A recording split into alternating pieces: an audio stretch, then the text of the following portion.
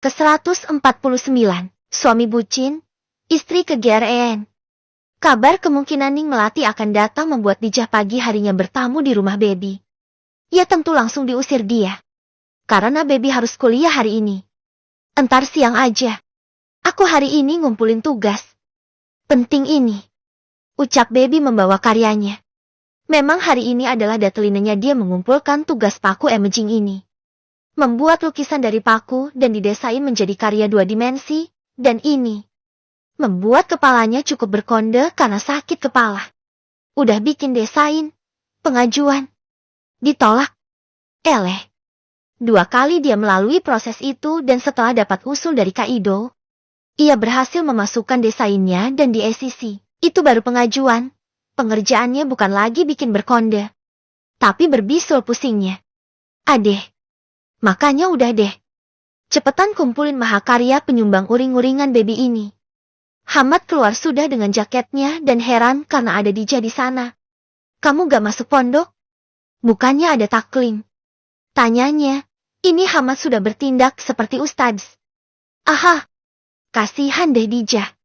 Kena deh ente. Ini Ustadz. Ada unsur. Balas Dijah meringis. Dia mau kabur dengan mundur beberapa langkah. Unsur apaan? Kayaknya gak ada hubungannya masuk taklim sama unsur. Udah sana. Jangan bolos terus. Saya masih megang 1 mata pelajaran kamu ya. Ancamnya ketus. Hahaha. Kapo okok. Baby bersorak dan matanya bersinar bahagia melihat temannya diperlakukan seperti itu oleh sang suami. Inilah dia Ustadz paling galak di pondok. Dijah mabur dan Baby ngikik puas. Hiburan di pagi hari. Saat Hamad menoleh ke arahnya, dia diam. Sap.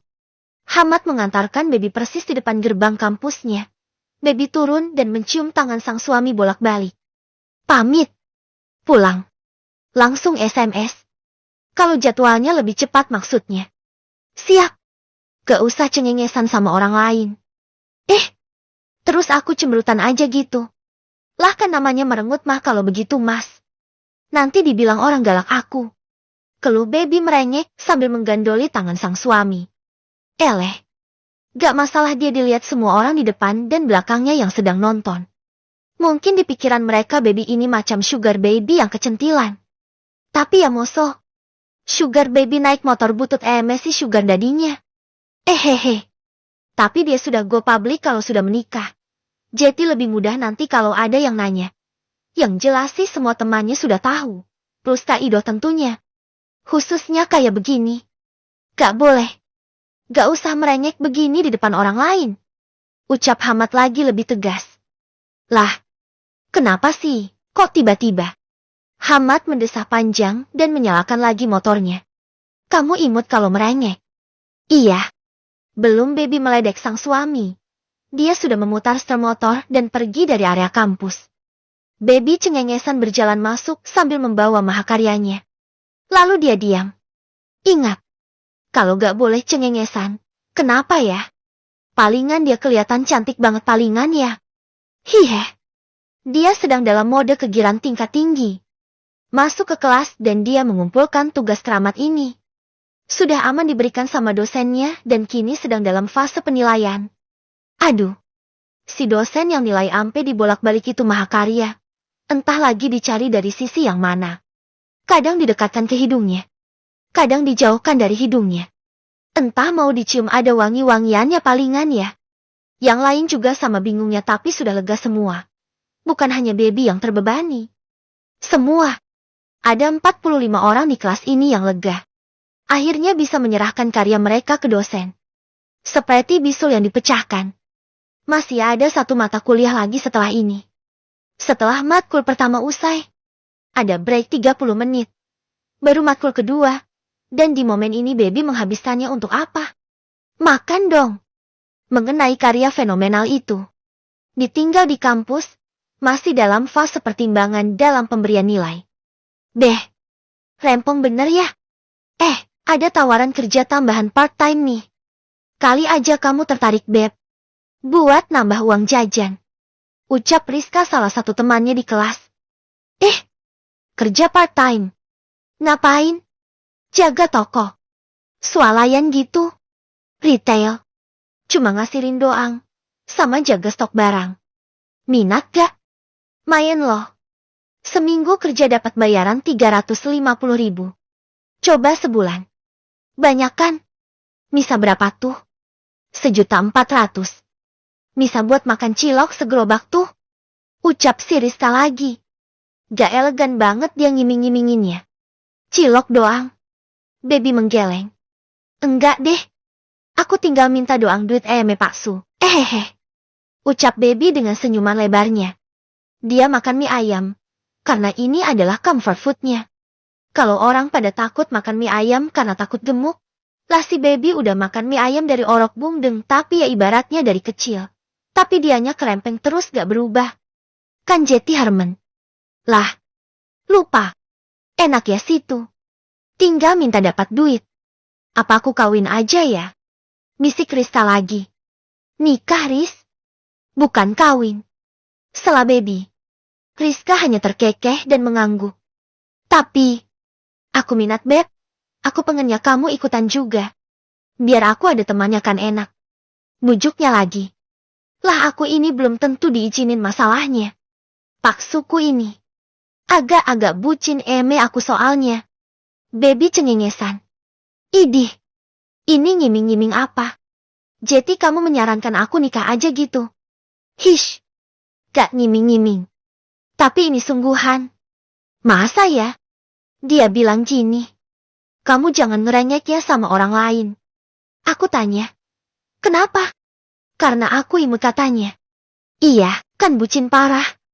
Baby heboh sendiri sambil menuangkan sambal lagi dengan sendok sambal yang keempat. Itu mie ayam udah kayak lagi 17 Agustus-tusan. Merah membara. Dan putihnya dari kerupuk di sampingnya. Hui. Apa-apaan ini? Terus ya. Dia bilang begini. Jangan cengengesan ya Baby. Jangan cengengesan di depan orang lain. Gitu. Dia bilang gak kenapa. Balas Rizka lagi. Enggak. Udah malu duluan dia dan ngabur. Imut ya. Gak boleh cengengesan karena apa? Karena kelihatan orang stresnya Beb. Sumpang. Turn off banget muka kamu kalau cengengesan. Sempro. Umpat Baby mencebik. Sebenarnya Baby tertarik dengan tawaran itu. Tapi untuk minta izin dari Mas Hamadnya itu butuh momen yang super pas.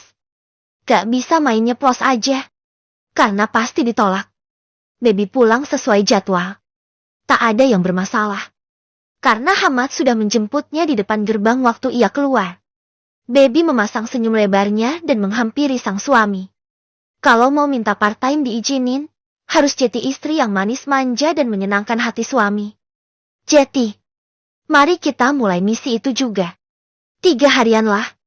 Kita beri waktu untuk kebaikan ini meresap dan membumbung tinggi moodnya. Baru kita tembak dia dengan minta izin kerja part-time. Bilang aja buat pengalaman.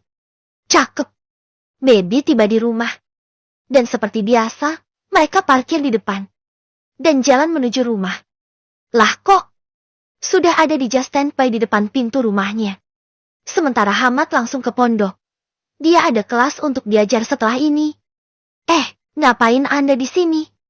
Beb, mau curhat aku. Rengek Dija dengan wajah melas. Jangan bilang kamu dari pagi ada di depan rumahku, Jah. Tanya Baby heran semi lebay paniknya. Enggak sih. Palingan 2 menit yang lalu. Kan pas kamu pulang. Balasnya. Gak dramatis. Jetty kesannya gak sungguh-sungguh. Gak mau. Emangnya aku ini apaan? Dicurhatin terus. Ogah. Capek aku abis kuliah 2 matkul. Baru kelar nyelesain tugas klenger itu. Malah mau ditambah masalah kamu. Keluhnya negatif. Menolak tegas apa yang mau dilakukan Dija. Apalagi kalau minta curhatnya di rumahnya sendiri. Ogah. Kering tenggorokan. Gak ada jajanan. Beb. Ayolah. Kalau bukan kamu. Siapa lagi? Mas Hanan baru beli cokep itu. Yang vanila sama yang coco. Ada sedus-sedus. Yok Beb. Ada yogurt sticky mango juga. Enak deh. Yuk. Beb. Rengeknya lagi. Cokepi. Baik. Ngobrol dong dari tadi. Bentar aku ganti baju dulu. Ucapnya positif kini. Ada jajanan. Semua urusan tembus pokoknya. Wait. Ini tentang apaan ya? Tanya Baby lagi. Ning Melati. Aduh, aku belum makan siang loh, Jah. Makan siang dulu. Aku kebanyakan masalah bisa nggak nafsu makan. Sebelum curhat. Beliin makan dulu pokoknya. Lengek Baby ngeselin. Iya ih. Ada tuh, udah, ayam geprek. Udah tahu aku. Kamu teman modelan apaan? Udah aku siapin semua sogokan. Hanya demi mendengarkan semua masalah dalam hidupku. Jawab Mijah pasrah. Hahaha. You know me so well, Jah.